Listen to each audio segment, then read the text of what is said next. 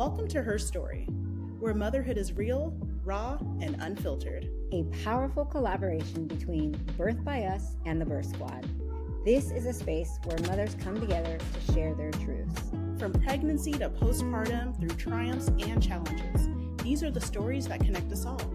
Because every mother has a story, and we're here to listen. This is HerStory.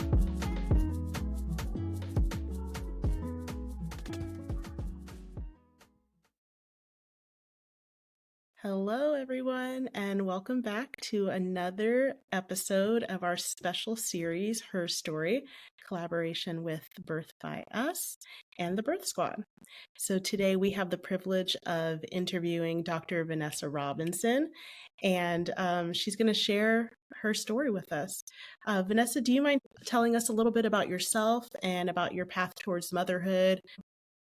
So I am currently an assistant professor here at Tufts School of Medicine within the Department of Public Health and Community Medicine. And I got my start working in maternal health, specifically in Black maternal health. And Mercy and I, we were on a project that just happened to have our paths collide. And really what brought me to the work was my personal passion as well as my professional passion. When I was coming along, getting my education in public health, there was no such thing as a formal acknowledgement of Black maternal health. It was health disparities work, but nothing in Black maternal health. And you know how people always ask, like, what do you want to be when you grow up? My thing was I always wanted to be a wife and I always wanted to be a mother, but it didn't happen so quickly. So it actually took me going through the work of Black maternal health that really allowed me to be on the path of understanding what I needed to know through my research to help me on that journey of becoming pregnant and going through my pregnancy, knowing how to navigate and advocate for myself in pregnancy, even now in postpartum. So we had our child June 8th, 2024, and he was born healthy, alert, but I didn't know that it was always going to be so. I actually was late in understanding when I was pregnant. So I found out late, about 10 weeks or so, that I was actually pregnant. And the reason why I was so late is because I was on and off with my birth control. I needed to take birth control, not because I was trying not to get pregnant, but because I had bad menstrual cramps. And so after we got married, about 2 or 3 months went by and I was like, okay, I'm kind of used to. And so I remember I woke up one day and my stomach was hurting. And so I touched my stomach and I was like, you know what, today I think I may need to go and take a test. And then I found out I was pregnant. So I immediately made an appointment that Monday. And that's when they told me that I was like 10 and a half weeks. And I was excited. I was getting myself prepared, just doing all of the things, in terms of professionally looking at the research. How do I best prepare? Because it's one thing to understand research in theory. It's another thing to actually go through the process of becoming a mother. But then also I did a lot of personal preparation, prayer, what I would call faith walks. So going to the park and just really trying to get myself geared up. I would say the first trimester it was okay. I had a series of headaches, but it really wasn't until the third trimester where I started to, kind of get into a bit of a panic. I remember just going to my regular appointment one day over at Brigham and Women's. Shout out to Dr. Katie Doof. She was my provider or OB-GYN throughout the entire process. But she told me they had ran a series of tests. They do what's called a non-stress test and also an ultrasound just to, check for the baby's heart rate, breathing and everything. And so she said that he classified as an SGA. So that's small for his gestational age. And so, of course, being the researcher that I was, I'm taking all of this information in as I'm at the hospital. But once I remember I wanted to understand so much more about it that I went to the nearest library. I couldn't even wait to get home because I just needed to understand what this was. So I started to do all of my research and then I just started to think to myself, oh my goodness, all of the worst case scenario, possibilities, that comes with SGA. And so I just remember really feeling a bit down and just kind of like, what does this mean? Because I had never heard of SGA.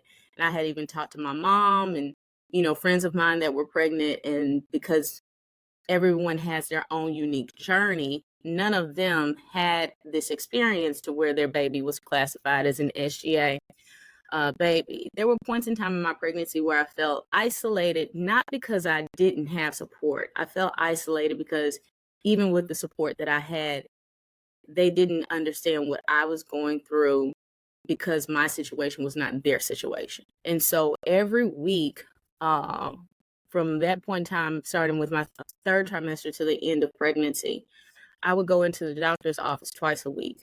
And that was a bit rough. So Mondays, I would do a NST, a non-stress test. And then on Thursdays is when I would do an ultrasound. And what really kept me going is every time we took a test, he passed his test. And so I was like, okay, so maybe he's just small for his age. Maybe I don't need to necessarily worry. But it's just that process of, becoming a mother and the what ifs and, what can I do? Basically, that's what I kept asking myself.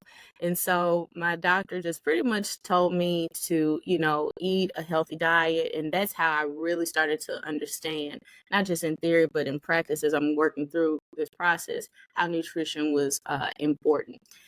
But every week when she would check for his weight, he would increase, but he wasn't meeting the bell curve, but he was increasing on an every week basis. And I can't speak for other mothers, but for me, what kept me going was that he was improving each and every week. And it was that I had to look forward to. I had to go ahead and switch my mind from, what are they going to say this week? Am I going to get something negative this week? He progressed, all of these weeks prior. So he's gonna be fine. I remember because he was small for his gestational age, when it came around the time that he was due, we really didn't know when he was going to be due. Sometimes they would say, okay, well, maybe he'll need to be born at week 37, maybe week 38, maybe week 39. We just kind of had to see.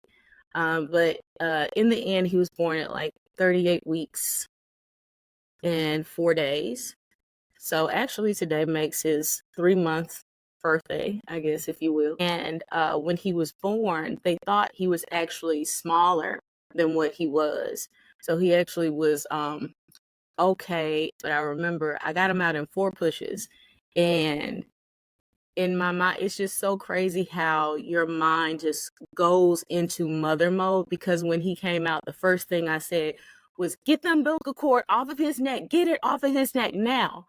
And they were like, it's okay, like it's on his neck, but he's not choking, it's not around his neck. I was like, okay, because all I could see was the back of his neck, and I just saw the umbilical cord around his neck, but I didn't want any sort of complication. But yeah, the delivery part was really quick. I was in labor and delivery for about 26 hours with him.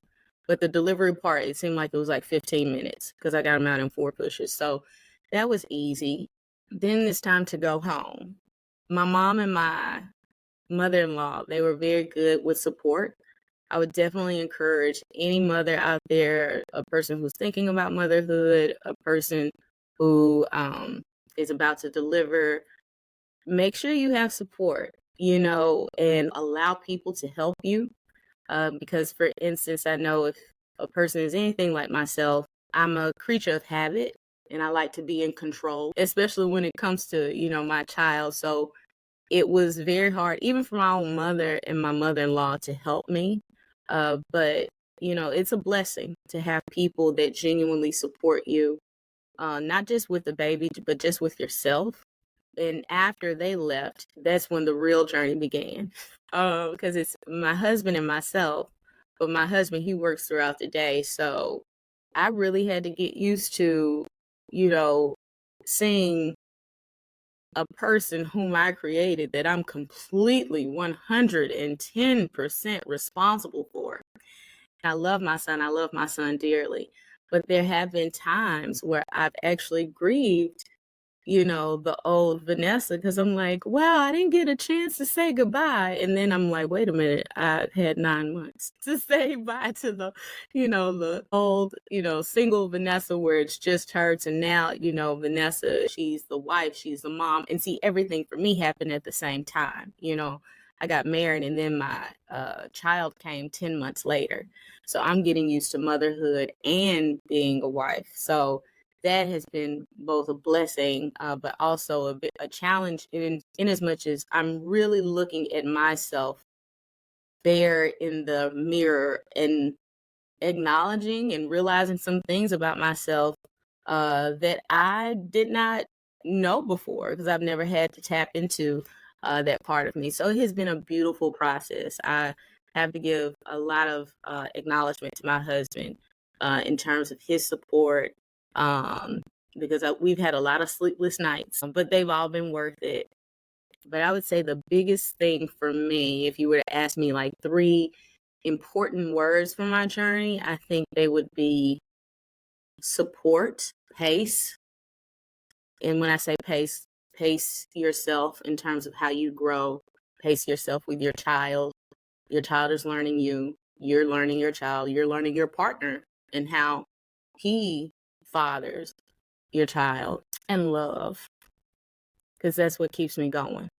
The love that I have for my husband, the love that I have for my child, and just really seeing our family grow. And it has been a very beautiful and challenging process. Wow.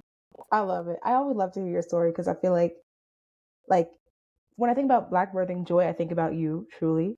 And so Aw. I'm really happy that you were able to share like all the details of that experience on this episode. You mentioned a couple things already around like mental health. You talked about mindset, you talked about support and love. And as we know, postpartum and prenatal anxiety, depression, all those things are very real, right? So tell me more about the postpartum period. Did your mental health shift? Did you feel any anxiety? Did you feel that depression even or overwhelm? And how did you cope? And maybe what advice would you give to moms who are struggling in that same way? In answer to your question, was there a mental shift? Absolutely. In numerous ways. There was a shift where 100% of my focus went to my husband, where now that attention has had to be shared with his son. Also, I had different expectations of my husband and how I wanted him to support me throughout the process versus how he showed up. And that was something that I had to get used to. And not to say that I disregarded what I needed. The mental shift within myself in terms of I had to learn quickly to get rid of the expectation that I placed on myself of being this perfect mother. And that goes back to that word that I was talking about earlier, pace, self. Some other ways, there would be some days where I'm like, okay, I can do this. I get up and I'm looking at him and he's smiling and he's behaving. I'm like, okay, I got this. Like, I got it in the bag. And then there are other days where I'm like, oh my gosh, I need a nanny. I need a cook. I need a support group. I need all the things, right? And so I've learned through those mental shifts, it's not necessarily how you feel. But I've learned to acknowledge how I feel, but to understand to go through the motions. So it's kind of like a roller coaster in a positive sense, right? So some days you go up, some days you go down. So for me, what I've come to realize is to pace myself by just going with the motions. And I just learned how to pace myself. But I can't pour from an empty cup. So once I get them calm, then I come back to myself and I just, make sure that I give myself time to just, check in with myself. Thank you so much for sharing that. I would love for you to share a little bit more about your breastfeeding journey. And what was your initial experience with breastfeeding? Did you have any challenges? What was the support like? And could you share any advice you have for new moms who are starting their breastfeeding journey? Breastfeeding for me has been a challenge. When I first got home and I had the support of my mother, my mother-in-law, we did first start breastfeeding. But then he started to go to his pediatrician appointments, and the pediatrician had said that he wasn't gaining as much weight as he needed to. And I was a bit concerned about that. And with all of the other issues that surround breastfeeding, for me, it wasn't that I could not breastfeed. I made the decision to go ahead and do formula because of the other responsibilities that I had to do. No one had prepared me for the amount of energy it takes from you physically and mentally to breastfeed. So, for instance, in my household, I'm the cook, the nurturer, the wife, I'm the mom, I'm the diaper changer, I'm the feeder, right? So for me, in order to keep our life balanced, but also ensure that he's gaining his weight properly and he's getting fed on a timely schedule, he decided to go ahead and switch to formula. Every now and again, when he's really, because he'll make that notion like, I don't want formula, I want you. And so then I'm like, oh, okay. And then I'll like whip it out, right? But the most part, he's getting fed formula, but I'm making sure to look at his development and he's developing fine. So the best advice I can give to mothers is this. You will have an idea of how your pregnancy journey will be, but then just have an expectation to expect the unexpected. And if something comes up that's unexpected, as long as you're healthy, as long as your baby is healthy, you're okay. So it may mean that you were really one of those people like me that you really said, oh, okay, yeah, I'm not going to do formula. I'm going to breastfeed all the way.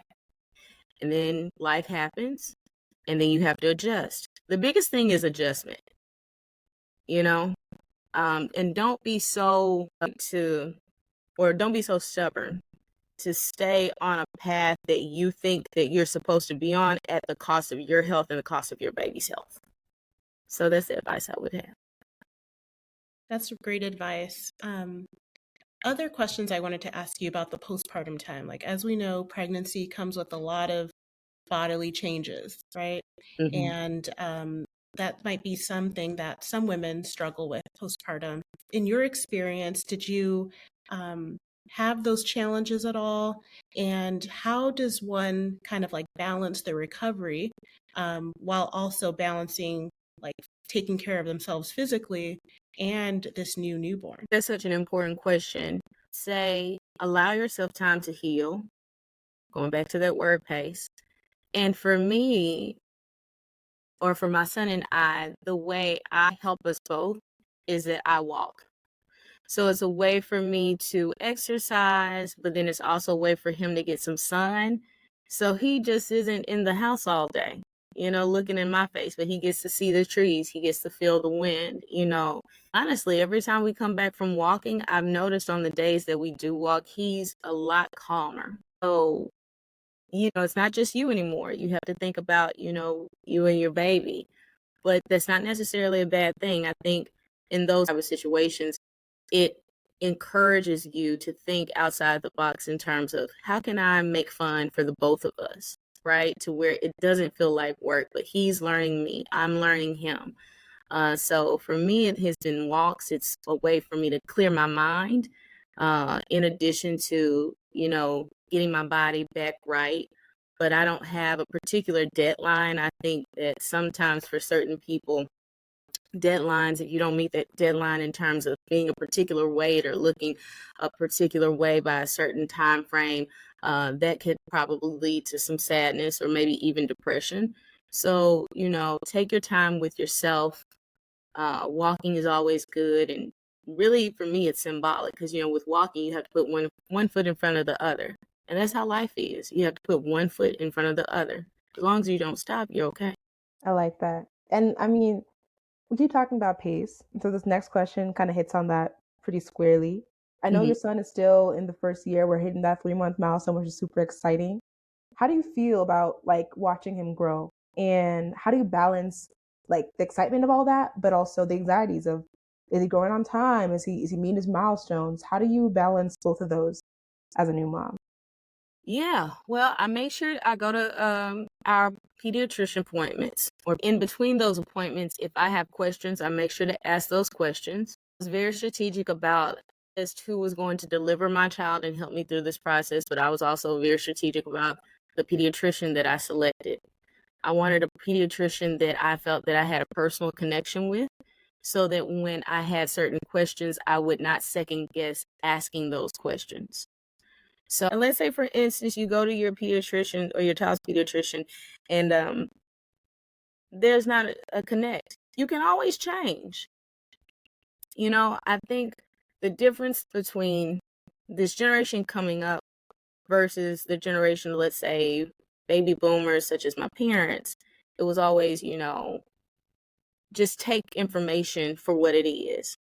Whereas I feel like we're having a shift to where now it's more of a bi-directional expectation in terms of a patient-doctor relationship, but also a doctor-patient relationship. And I honestly think those are the best type of relationships to have, where there's open communication with both.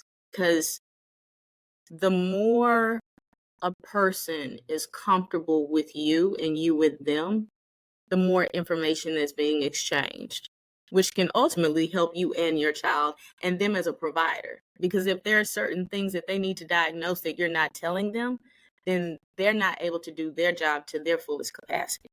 So I know you mentioned a little bit about the ways you spend time with your son and bond with your son. And I'm wondering, how did you navigate the moments when bonding didn't come as naturally or when you felt overwhelmed? Sing to him. Singing works. I think it's going to be different based on each child, though. Because, for instance, with mine, he responded to singing, but for some other person, he or she may respond well to being held. My son actually doesn't like being held when he's crying. He's like, trying to trick me. Like, give me the bottle. I don't care about all this holding. Give me the bottle, and then I'll let you hold me. So I had to learn my child. So reading. He likes when I read to him, especially when I'm reading the book and then I go back to looking at him, because he actually feels like, okay, she's paying attention to me. I don't know what she's saying, but she's paying attention to me. And he smiles. I learn things like smiling, kicking, shoulder movement. I look for those type of things and I examine him. Husband uses the word examine. He says I examine him every day, but I'm his mother. I'm looking just to make sure if everything is in order. What do I have questions about? Actually, I was reading to him one day. It was about maybe a month. Well, no, maybe about 3 weeks ago. And I just, every now and again when he gets upset or when I need to calm him, I say, hi. And he actually said hi back. I was very surprised this early. I would just say, for a parent that is an overthinker like myself, pay attention, but also enjoy your child. He's not a project. Your child is a person. Your baby's a person. Those are such sweet moments, tender moments that you shared with us. So I really appreciate you sharing that with our listeners. We've kind of come to the end of our interview, but I wanted to ask, is there any other things that you want to share with our listeners? For those that are interested in becoming mothers, for those that are mothers, you got this. You always have had this. Whatever comes your way, you'll be ready or you'll get ready. That's it. Sound advice. That's great. Well, Dr. Vanessa Robinson, thank you so much for joining us today. We're so grateful for you coming here and sharing your experiences. It was an honor and a pleasure.